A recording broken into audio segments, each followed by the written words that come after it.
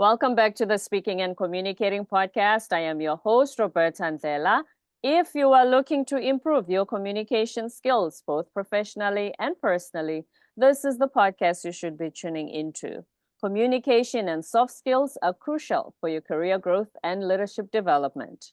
And by the end of this episode, please log on to Apple and Spotify and leave us a rating and a review. Now let's get communicating with Evgeniy Kharam, who is a cybersecurity expert that specializes in soft skills. Talk about a perfect guest for this show. He is the author of the best-selling book, Architecting Success, The Power of Soft Skills in Technical Sales. And as we've discussed many times on this show on how important soft skills is, especially in the tech industry. More than $37 billion is lost annually by businesses due to lack of communication, especially between tech teams and salespeople. And that's what Evgeniy is going to focus on today. And before I go any further, please help me welcome him to the show. Hi, Evgeniy. Thank you, Roberta. Very honored to be on the show. You're absolutely right. It's a perfect match for me. I can talk about technology, I can talk about cyber, and I can talk about soft skills. Exactly, your home. Thank you for being here. Welcome to the show. Please introduce yourself. Tell our listeners more about you. Definitely. So by trade, I'm a solution architect. So I'm a very technical person. I've been in the industry for quite a while, more than 20 years. If any of you in US and watching Shark Tank, I actually work for Robert Herjavec, one of the Shark Tanks, for 16 years. Yes. So my majority of the career in North America was working for Robert. I graduated, 2 years ago from the company. The company merged with another company, and I decided it's time for me to leave and kind of start my own business. But I learned a lot about communication. I learned a lot about working with customers by being and building the Herjavec Group with Robert together there. What interesting is I was never thinking about writing a book about soft skills. But then in one moment, I realized that it doesn't matter how technical you are, how brilliant you are. If you cannot output what's in your brain in a language people can understand, it could be a business language, it could be a simple language, and connect to them and relate this to a personal story, to a metaphor, it doesn't matter how smart you are. And this could be sales, this could be consulting, this could be even a person trying to sell an idea to his manager about a new device, a new restructure. Because if you think about that, we all sales. Who will wash the dishes? Which movie we're going to watch today? Which project we're going to do? Where we need to focus? Can I have a vacation day? And many other things. Right. Here's the thing about that. It's almost the way you speak, it's almost like you read the trailer for the podcast, because that's essentially why I started it. Here's the thing about that. We always say it's not about the fact that you are communicating, but how do your audience, how do others experience you? So you are technically brilliant here, but if they don't understand you, it means absolutely nothing. Or as we tend to do as society, what we do is we put technical people in this box of, oh no, they're introverts. They just do all their programming quietly. They don't bother anyone. But do you run a business when you work in a vacuum? Yes. And there's a couple of things here because we all learn differently. When we're communicating with the person, we forget it's not about us. It's about how they will understand the information. And this was one of the motivation for me for the book, because I joined so many different pitches from the vendor to sell technology. And all of them were, not all of them, but majority of them, the salesperson will say, oh, look at my presentation. And the engineer will say, look on the demo of this amazing product. But do you ask the customer what they want to see, how they want this time to be spent? So we forget about this very important part. And as you mentioned, introverts or whatever we want to call them, extroverts, they're now apparently half and half as well. Doesn't really matter. If we go all the way back to our childhood, we all knew soft skills. We all knew how to manipulate our parents to get the candy, to watch more TV, to stay more with the park, whatever it is. But then with time, I believe what happens that we realize what we do as soft skills, we potentially can be slapped on our hands. Or maybe somebody will say no, or somebody potentially will not be so nice as our parents. So we Mm. started to lose the soft skills because while soft skills are supposed to be soft and fluffy, they actually have to take you outside of your comfort zone and do something you're not used to do. Which then, that's why there's a lot of debate about calling them soft skills. They're like, they're the hardest to learn. Why are you calling them soft skills? But here's the thing about that as well.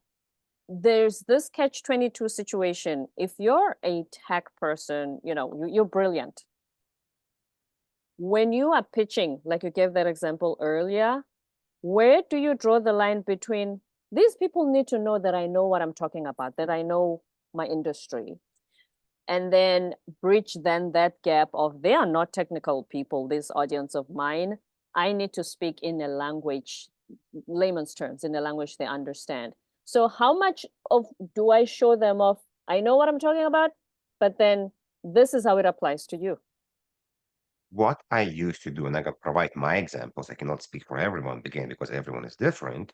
When I used to present, you don't always know who's in the room and how technical they are or not.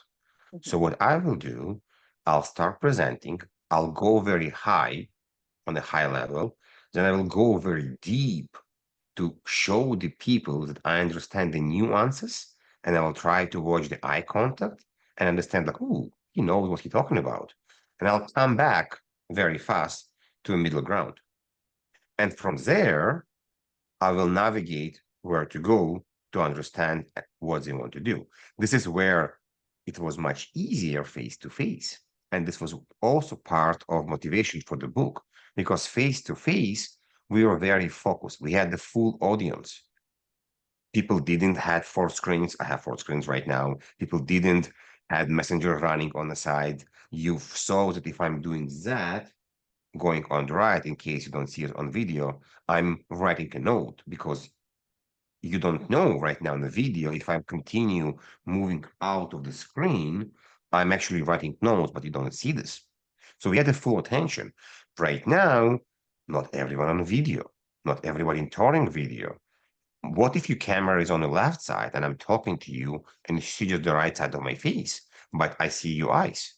Then what's happens there? So the focus part is not fully there. But if we have the focus and we have the understanding, I can watch your eye movement and I'm not going away from the question. I can look on your facial expression and I hope I can understand. Are you nodding? Are you kind of bored by what I'm talking about, Mm. or something else? So there's two-side communication when we always present. And as a cliche as it sounds, people say, oh, interrupt me, ask me questions. I'm here for you. But you need to commit. Do you really want people to interrupt you? Or do you don't want people to interrupt you? When people present to me, I usually ask them, would it be okay if I interrupt you? Why? Because I like to interrupt. I don't want them to go for 20 minutes to explain if I have a question right now. So people may say, yes, please interrupt, or may say, again, the mature people will say, can you wait 10 minutes? We'll finish the presentation, we'll finish the demo, we'll finish the story, and we may answer all your questions. I'm fine with that as well. Then I'm going to sit down and write my questions on a piece of paper, on a notepad, and do this. Mhm. So to finish answering the question, you want to show that you have the knowledge, and then you want to come back to the kind of the middle ground to understand what's happening. And then you can Right. provide option. If you guys want me, I can go deeper on the technical. So yes, it's reading the body language, which is actually the bigger percentage of communication than just words, than just the verbal.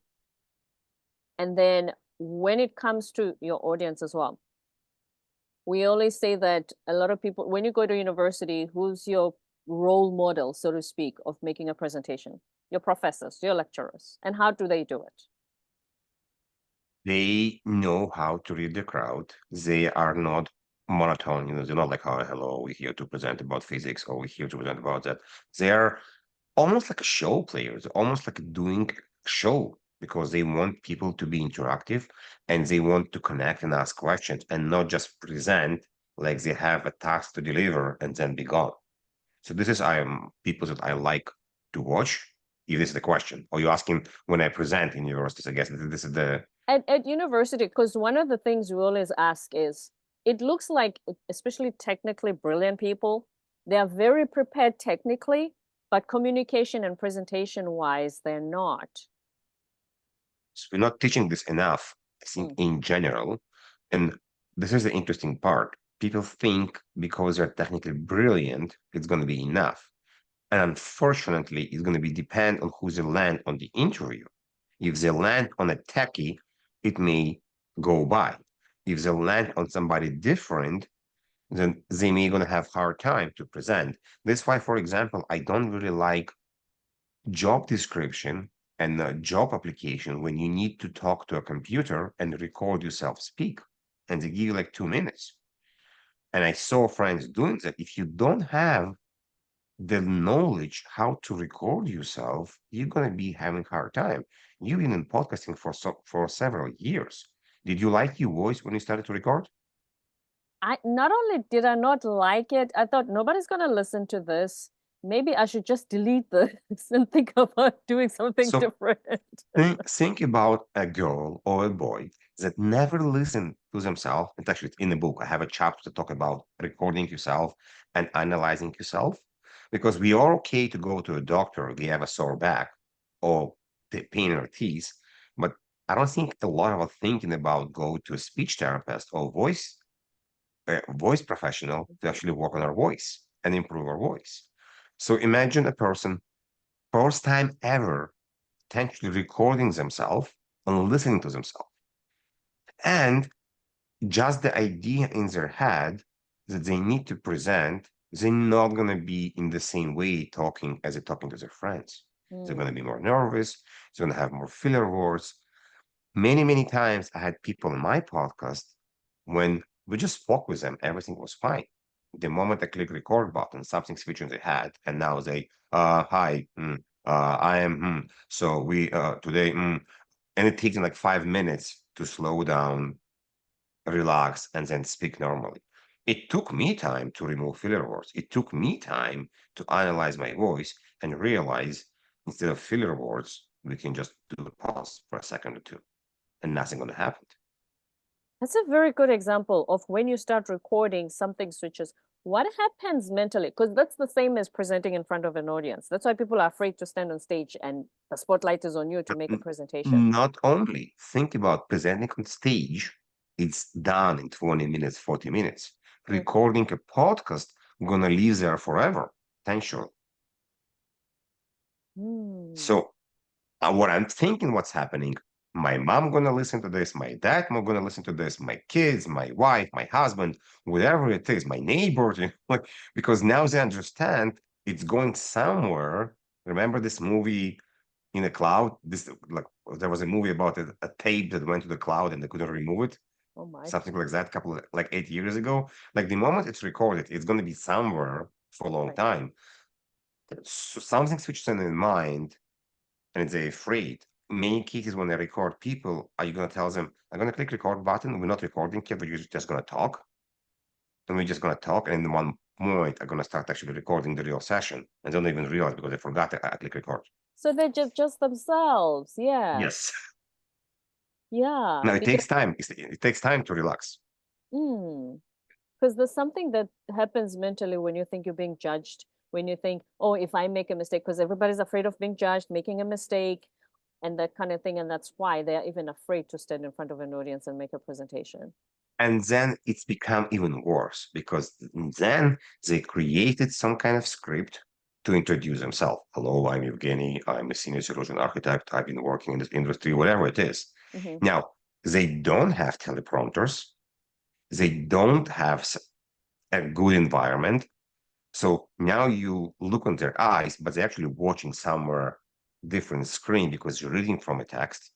So if you have a video recording, they're not communicating with you eyes to eyes, or you actually hear the reading because they're not punctuating it correctly and breathing a bit differently. So it becomes even more skewed versus just, I remember so I'm a second time immigrant. When I came to Canada, and we needed to do introduction in the sales meetings or with the customers, with many people, I will just repeat what I'm saying several times. And in many cases, when my turn come to talk, I will say completely different something because I was just panicking. Right, right. But now let's talk about technical sales and sales engineers, right? Where is the disconnect? Because a lot of companies, I've had several guests in the past who've said we lose millions as well. When the sales team didn't fully understand what, or they didn't communicate the right information to the technical team to create the right app for the customer complains because they didn't get what they asked for. And the sales team tells the tech, but we told you. And the tech says, this is what you said. Where is the disconnect? There's two things. Majority of the sales teams have a sales person and a sales engineer. So the sales engineer is the technical person, and the salesperson is the one that's responsible on the deal. Having said this, for the last 5, 6, 10 years, we do see the sales engineer doing more sales because it's become very complex. And the salesperson actually doing a bit of procurement, because to close a deal, you need to understand all these documents. There's MSAs, there's NDAs, there's legals, there's so many documents you need to do. Right. So in the past, without like saying anything, but the engineer will almost be like a demo monkey. They will come in, do the demo, and leave. Without disrespect to anyone, but not anymore, because they now need to connect. They need to tell the people, need to understand what the customer want. And this is also part of the book a lot. So what's happening is a sales engineer together with the salesperson need to capture the requirement. What's interesting is the salesperson usually get more commission than the sales engineer.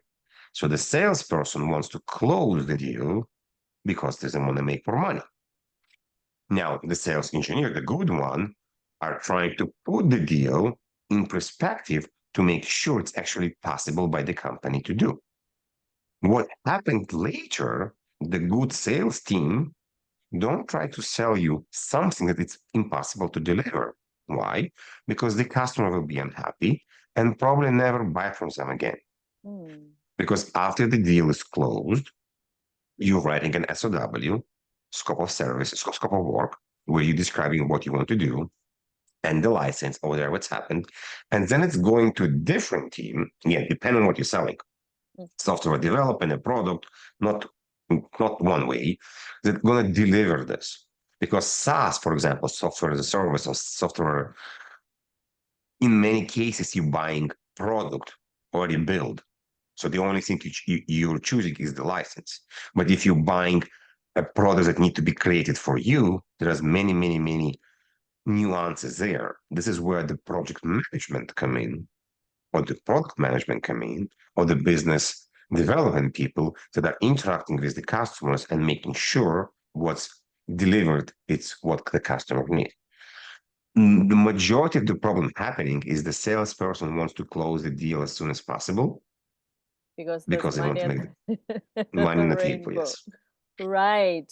We say on this podcast that soft skills, in addition to your technical expertise, also opens up doors for leadership, one, or career growth if you want to go horizontal, if you don't want to deal with people, because some people just don't want to deal with people, which is fine. But you're going to be the wizard in your field. Has that been your experience? 100%. The ability to communicate with other people, and if I'm sure you probably read Dale Carnegie, How to Find Friends and Influence People. Yes. And I hope many people as well. There's an entire idea of hooks. And there's a science called NLP, when describing why we're liking some people or we don't like some people. An example could be we went to the same school, we work in the same place, we've been in the same city, we like the same baseball team or football team, we are playing the same sport, we have the same car, we like the same singer, whatever it is. But the moment we find something in common, automatically we like this person much more. Like, I'm sure if you're going to come to a place, actually depending on the woman and the man, not a good example. Because if the man will come in the same place and see somebody wearing the same T-shirt, they're going to laughing and talk about this. If the woman going to come to the same place and see somebody with the same dress, probably not going to be a good idea. So, bad example. but but if you come somewhere with the same car, for example, you will automatically not talk about the car. Right. For example. So there's many ways to connect to people. So back to soft skills and career growth, if you can relate to your manager or to other people to understand what they like, to understand this could be even to the point that you kids like the same hobbies, or you have or both of you have kids. Now, I'm not talking to be a fake person and talk to someone about something you don't really know or understand. So this is where emotional intelligence come in. The more you understand about life, the more you understand about the world, the easier then you connect with the other person and understand what they do. So I'm never going to have a guitar behind me, and I call it a reverse hook. Because if I'm going to connect with you, for example, and have a guitar behind me, you may ask me, Evgeny, what's up with the guitar? I say, oh, I play guitar. Why? Because I know you play guitar, but I don't play guitar. So I'm not able to do it. But if you have a guitar behind you, ask you, do you play guitar? What do you play? I understand enough to talk about the guitar, but I'm never going to say I play guitar. But I can at least have the communication.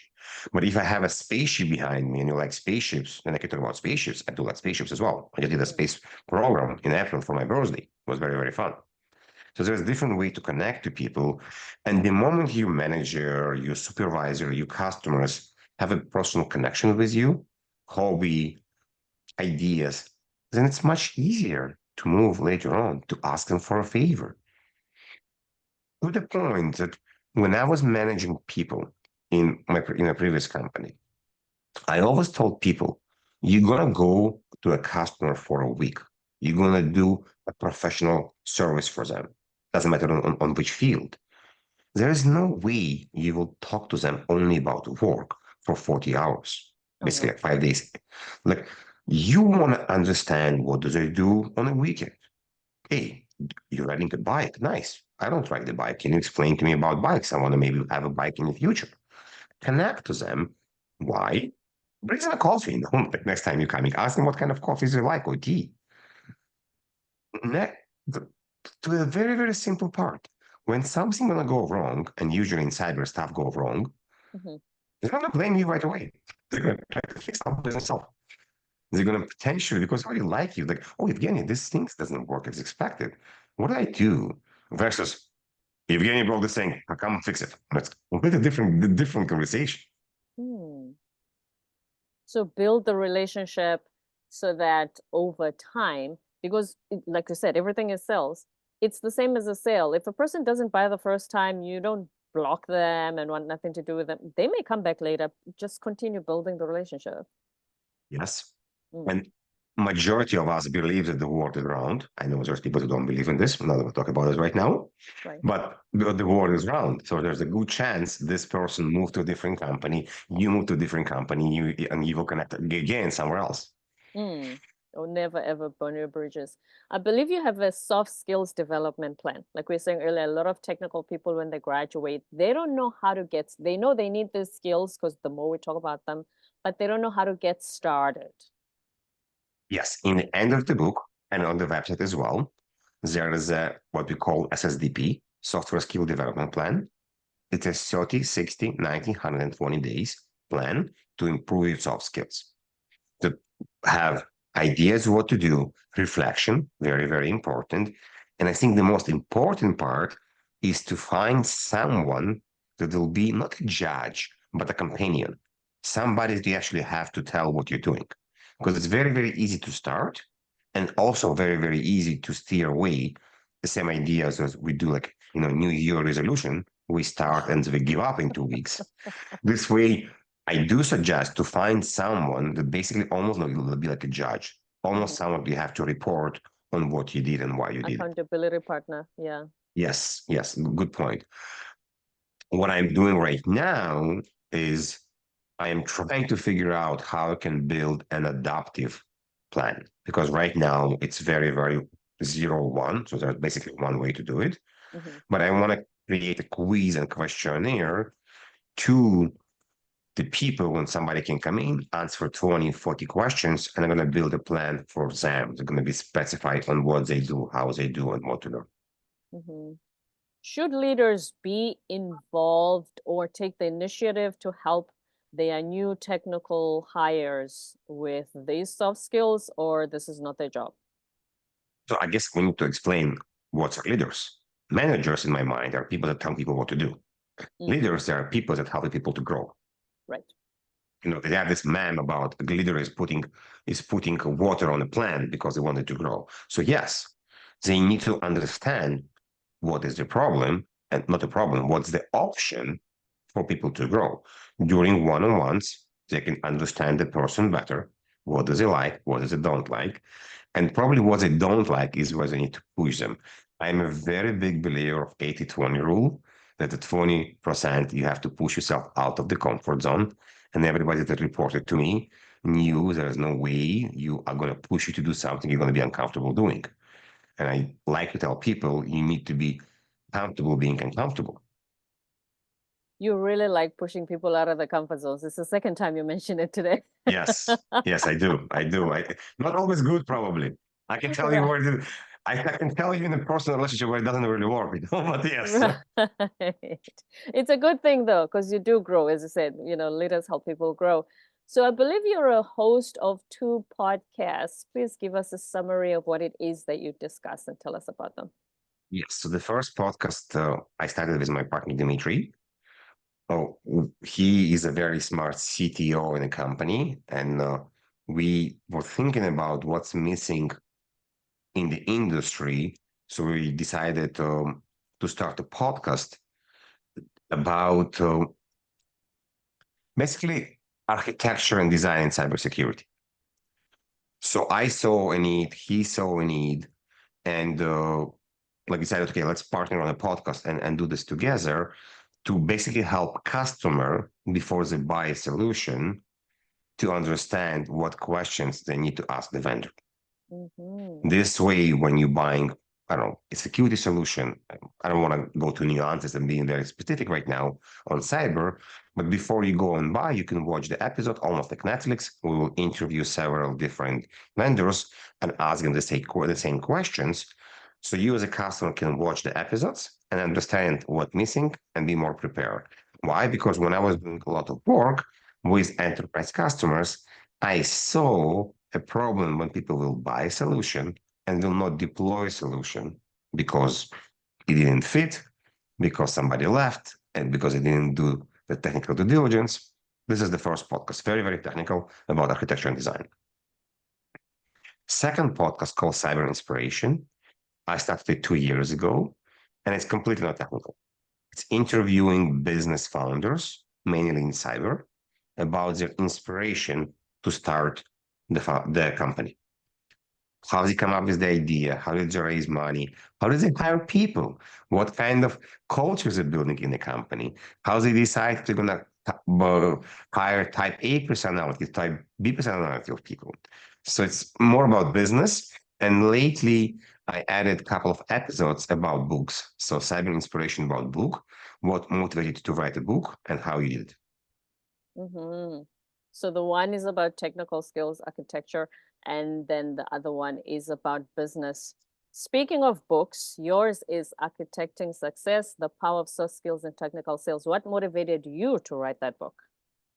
A couple of things is one, I saw that we're losing this focus over. So during COVID, we had Zoom calls, and I saw how we don't really have the capturing the attention of the people.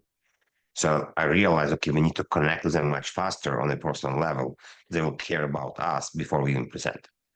Two is that, as mentioned in the beginning, I was talking about that people learn differently.